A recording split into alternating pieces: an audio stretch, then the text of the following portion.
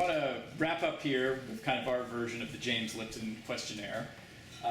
First question, what scene of yours are you most proud of? Ooh. What scene? Well, probably that one I was referring to. I can't take total ownership of it because Taylor Hamra wrote the scene.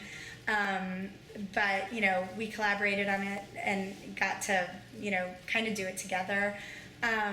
Is that scene when...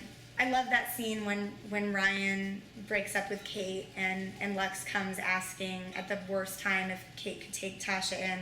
I love that scene. Taylor wrote it, he allowed me to play around with it, but Jerry Levine directed it, and the actors, they shot that scene on 2 separate days because it had 2 components, and all the actors, even who weren't on camera, came in for that scene, even when they weren't going to be seen, just to do the scene, to ramp, basically Kate and Ryan came in and did their scene to ramp Kate into the Lux scene.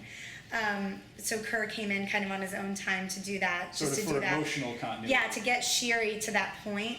And I love that. Like that, to me, that scene, it's not that I'm the most proud of because I had so much to do with it. Like I said, Taylor wrote it, but I'm the most proud of it because of how everyone collaborated on that scene. That to me was so representative of the show, and that the content of the scene was also representative of kind of the heart of the show and the dilemma. All right. Contrasting with that, what scene of yours would you most like to rewrite? Okay, I'm thinking.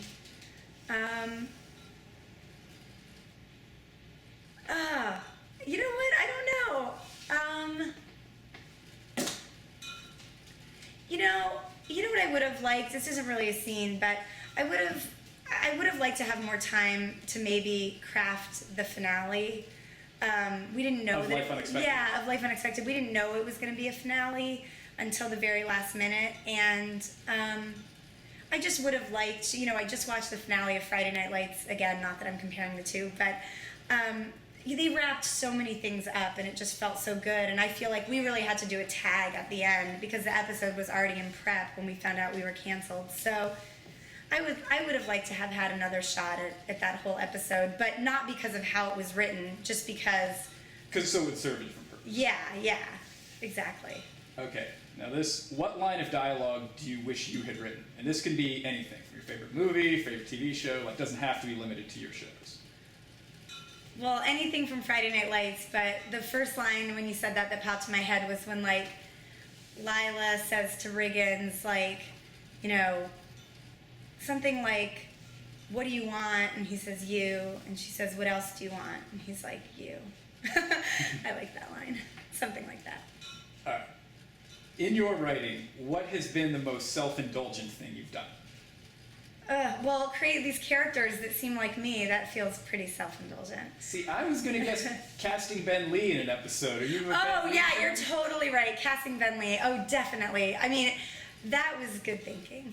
It was funny. We actually, that was amazing. You did an episode where there was a music festival, and he's headlining the music festival, and he gets more time than some of the recurring players in there, it seems.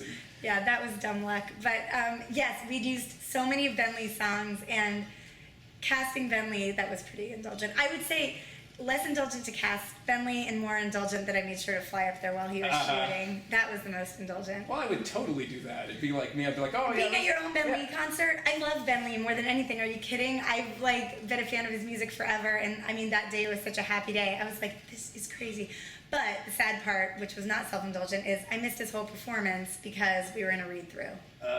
That's too bad. I used to hear that the Simpsons writers, at least in the early days, the guest stars were people they wanted to meet. Like the staff got, I want to meet Adam West. Let's get him in here. And let's meet Leonard Nimoy. So I salute the self-indulgence. Yeah, Ben Lee, that's a good one. All right. What piece of writing do you think required the most restraint on your part? What piece of writing required the most... Keep yourself from being self-indulgent. Was there something where you held yourself back from doing the Ben Lee thing? Let me think.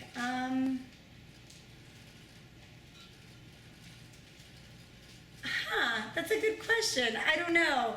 Maybe I haven't had that much restraint, sadly. Okay.